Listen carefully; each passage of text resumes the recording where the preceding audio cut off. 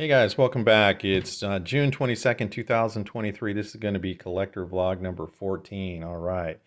Okay, so today started off a little bit crazy. I had some internet problems. In fact, my internet was down for 3 hours this morning. That really threw off my game plan today. I was so frustrated. I've had like kind of a slow week. It's been well, I shouldn't say slow. It's been kind of a flat week. So in other words, my results are steadily going up, but it's not. I like to think of my production as kind of like a bar graph. I want to see it going like this, and it's been kind of going like this, all week. It's been a little bit flat. So I needed to have like a really, really big day. Today I ended up resolving 6 accounts. I was pretty happy with that, considering the fact that I lost 3 hours because I wasn't able to actually log on until about 11 o'clock this morning. And I was like, oh my gosh, that's like the worst thing that could have happened. But luckily, my boss was understanding about it. She just said, "Do you have anywhere else you can go if it doesn't come up?" And I was already thinking of alternatives, different places I could have went to log in. I was really hoping it came up though, because last thing I want to do is just pack all this stuff up. So luckily, it came up, and as soon as it came up, I just got to got to work. I started working as fast as I could. And I want to talk about a few things regarding that. I wrote some notes down. I'll try not to just sit there and read the notes though, because that's going to make this boring. But slow days. I mean, slow days are going to happen. Slow weeks are going to happen. Even slow months. And one of the key things about being a successful debt collector is that you never want to change your approach on the phone. And we've talked about that actually previously. But what I mean by that is when you're talking to a debtor or customer, whatever you want to call it, make sure that you don't heighten your voice, don't get more forceful, don't get more pushy just because you're having a slow day. Because honestly, the customer you're talking to has no idea you're having a bad day. They have no idea. They don't have any idea that you've spent the last 4 days struggling to get contacts. They don't know. And that's kind of how my week's been going. It's like I said, it's been kind of flat, although I've been resolving accounts. I'm not getting them at the volume that I want. But when I talk to somebody and I finally get them on the phone, I'm not going to force them into something immediately based on the fact that I've had a slow week. Because if I change my approach and start to negotiate from a position of what I'd like to call desperation, it's going to show on the phone. And one of the things that I learned from Jim Tracy, like the very beginning of this whole, career that I started, is that you should never be more concerned than your debtor. I remember him saying that. And I was thinking to myself, what the hell does he mean by that? Be more concerned. I mean, shouldn't I be, shouldn't I care? And that's not what he was trying to say. I think what he was trying to tell us is that if you start to negotiate from the point of weakness, the person that you're talking to is going to sense that. And once they sense that you have something in the game, you have money in the game, they're going to push you off. They're like, I'm not trying to line your pockets with commission, pal. I'm not going to do what you want right now. I'm going to do it when I want to do it. And that is reality. That can absolutely happen. So you got to stay the same. Stay calm is the best advice I can give you. You get somebody on the line, don't change your tone of voice. I try to be as friendly as possible on the phone, not to the point where I'm giggling and laughing, but I'm being very friendly. And I'm trying to share my enthusiasm with the person to get them to buy in on what I'm trying to accomplish. In other words, if I'm talking to John Doe, hey, Mr. Doe, this is Dan with ABC Company, and I'm not going to start off with "How are you doing today?" because I don't care how he's doing. I really don't. And not to be mean, but they don't want to have a personal conversation with you. They want to know what's the purpose of your call. Why are you calling me? And so that's how I'm going to start the conversation. I'm like, Mr. Smith, this is Dan with ABC Company. I'm calling regarding boom, boom, boom, boom, boom. I would love to help you resolve that today. Here are some of the options I can give you. And then I start getting into my conversation with them. And let me get my cord, guys, because this phone's going to die here in a second. I'll be right back. Bear with me 1 second. Okay, I'm back.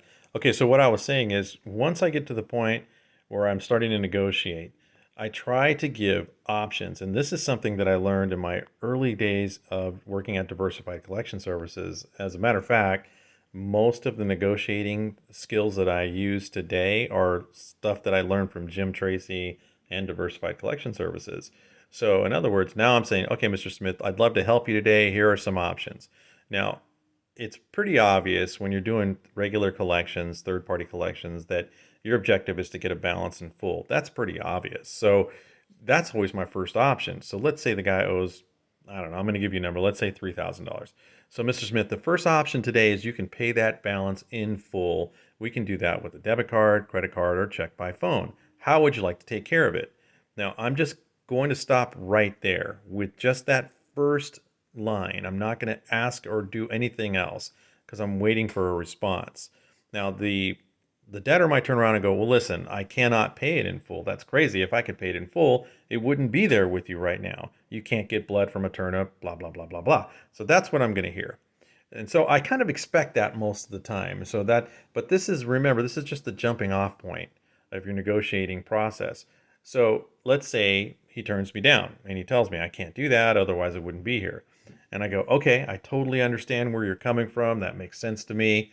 I've been in your shoes before. How about I give you a few different options you can consider? And here's where the negotiating part starts. So let's say he owes $3,000, for example. I'm going to tell him if you can come up with 50% of that, in other words, put $1,500 down, I could set you up on a monthly payment of $100 a month. I would start with something like that. So now I'm giving him an option to put $1,500 down, which is 50% of what he owes, at $100 a month. And I'm going to stop right there. So as soon as I offer him that, I go, would that work for you?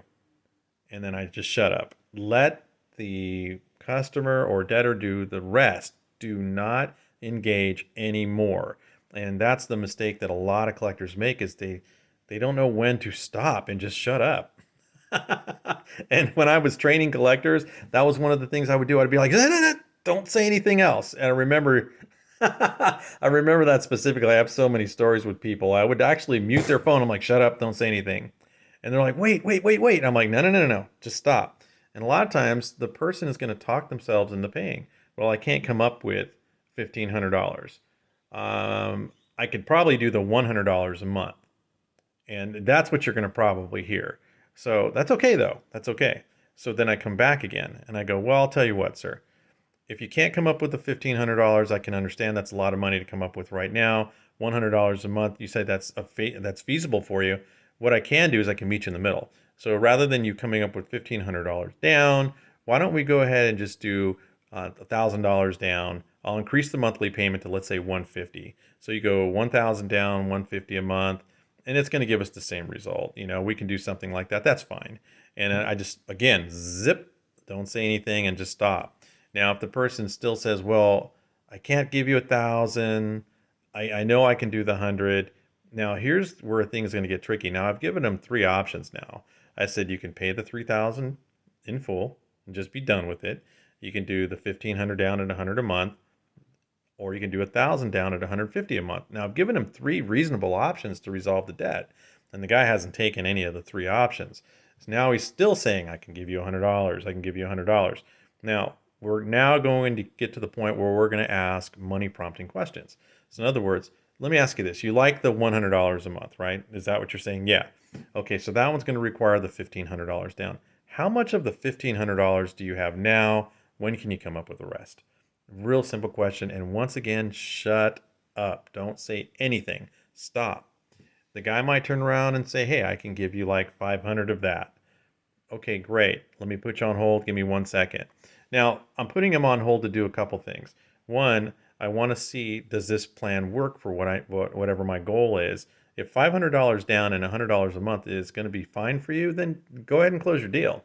If it's not going to work for you, then you can counteroffer. It really depends on the type of collections you're doing. So for me, if I saw $500 down at $100 a month, that's a pretty reasonable arrangement. I think I'm going to take that. I'm ready to go. Plus, I put people on hold because I don't want to give them the impression I'm going to do trigger responses and say that's good enough. You want to make sure that you're make them work for that payment. You want to make sure that you're negotiating, making sense, because sometimes you have to put them on hold and consult with the manager. What do you think of this deal? Is this something that I can do? If they say that sounds great, go ahead and do it. Then go ahead and do it. In some cases, when you're at a position where you're a senior rep now, and you've been doing this for a while, you know what a good deal looks like. If that's a good deal, then go ahead and close that deal. But there's going to be a caveat, and here's how this is going to go. I'll come back on the line, and I go, all right, Mr. Smith, here's what we're going to do for you. We'll go ahead and accept the $500 down. We're going to set you at $100 a month. I'm going to need to set that up on an auto draft though. So we're going to do the payment over the phone today, and then once a month I'm going to withdraw the funds until that balance is paid in full. Done. Done. And if they accept it, you just got a solid deal. Take that deal. Now, all of this gets squashed, by the way, and that's just one example of negotiating. It doesn't mean it's going to work every single time. Matter of fact, it doesn't work every single time. Sometimes you got to take less. Sometimes you got to take the straight payments. You just never know what's going to happen in every single call. But at least you know you've given your best effort. If you're negotiating from a point of desperation, so in other words, you haven't collected any money today, and you call the guy and go, "How much can you pay a month?" That's negotiating from a point of desperation. You never want to go in that route. You've got to follow your plan. And that negotiating is something that I did over and over and over again. And I've done different variances of those options. I just sit with a calculator and try to figure out what's going to work based on the company's requirements and based on my requirements, what's going to work. And that's how I negotiate. Now, right now, I do first party collections. So really all I'm doing is resolving delinquent accounts. So I don't have to use a lot of these techniques anymore, but I still try to negotiate from a position of power rather than weakness. And that's just some examples of how you can negotiate in the future. And hopefully that helps you guys. Because remember, you only get one shot with this guy, and it's usually the first call that's going to lead the biggest impression. So you want to make sure that you're professional on that. You take your time. That's the main thing. If you start to get nervous and you start talking faster, that's kind of a normal reaction. So try to be conscious of that and slow your thoughts down and don't rush it, because there's no point in going fast now. You're going to go fast when you're trying to create activity, not so much when you're trying to close deals. Okay, and then lastly here, I was going to talk a little bit about when in doubt, concentrate on your goal. And in other words, if you're having a bad week, like this week's been flat for me, so when in doubt, all I do is concentrate on what is my daily objective right now. I don't worry about the entire month. And I used to tell other collectors this when I would either train them or just kind of mentor them. I said, listen, we've got like 21 working days today. I don't want you to worry about all 21 days right now. All you need to worry about is what the heck am I going to do today? And that's what I remind myself now every single day. I'm like, okay, let me just get my 10. I need to get my 10 today. I remind myself that, and that's all I concentrated on. That's it. I didn't worry about Monday, Tuesday, and Wednesday being flat. I just worried about what the heck am I going to do Thursday, and that's it. I don't want you guys to put too much pressure on yourself where you throw the towel in because you're like, there's just no way I'm going to hit goal. And I've worked with people, I've been friends with people that have collected, and a lot of times I've heard them say in personal conversations, my month's over, I can't make it. And I go, okay, maybe you're right. Based on what you're saying, you could be right, but why do you feel that way? Why do you feel like your month is over? Well, I can't get any money. This week's been horrible. Now I'm down to 8 days. Okay, but what are you going to do today? What can you do today to fix this problem? And that's what I concentrate on, and that's what I try to sell to everybody I've ever taught how to do this. Now that I'm not training anybody, I have to remind myself of these things on a daily basis. What am I going to do today? Anyway, that's pretty much it for today. I didn't have a lot for you guys. I wasn't prepared to do a collection blog. I just realized it had been 3 weeks since I've done one. So I said, I better sit down and talk to my people that care about collections. All right, guys. Remember, set goals, be aggressive, make that money. Have a great day. Remember to like and subscribe. I'll talk to you guys later.